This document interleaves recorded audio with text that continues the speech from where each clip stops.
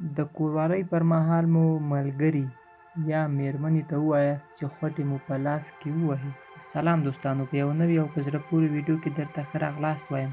هیله لرم ویډیو تر پایه راسره وګورئ. زموږ د ویډیوګانو مقصد تاسو ته لارښوونه ده.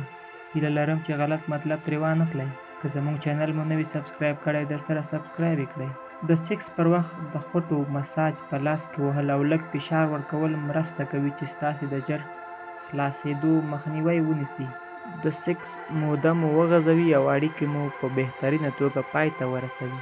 پوه یې کړئ چې ډېرې یې در ټینګې نه کړي، داسې نه تر خلاص مو کړي.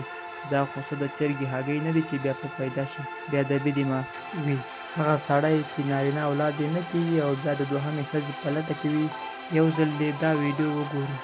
د جنس ښځینه یا نارینه تعینول ځانګړنه الله جل جلاله په نارینه کې ایښې ده چې ورته سیکس کروموزوم ویل کېږي. کروموزومونه هم په ښځه او هم په نر کې موجود دي چې له یو ځای کېدو څخه یې نوی موجود منځته راځي چې په نومونو یادېږي. په ښځه او نر دواړو کې دوه عدده شتون لري.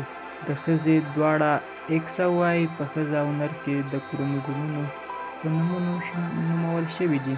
ایکس وای یعنې د وای او ایکس، او د نارینه بیا یو ایکس کروموزومونه.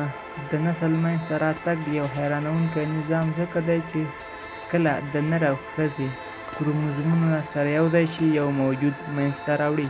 که چېرته چا د لور پیدا کېدل یا یې زوی پیدا کېږي، په دې کې د سړي رول تر مېرمنې زیات دی او د ښځې لاس پکې نشته. یا په بله معنا، که چېرته مو کورنۍ خدای مه کړه د لور په راوړلو سره خفه کېږي، په دې کې د مور هېڅ ګناه نشته، بلکې دا ټاکنه الله جل جلاله په پلار کې ایښې ده.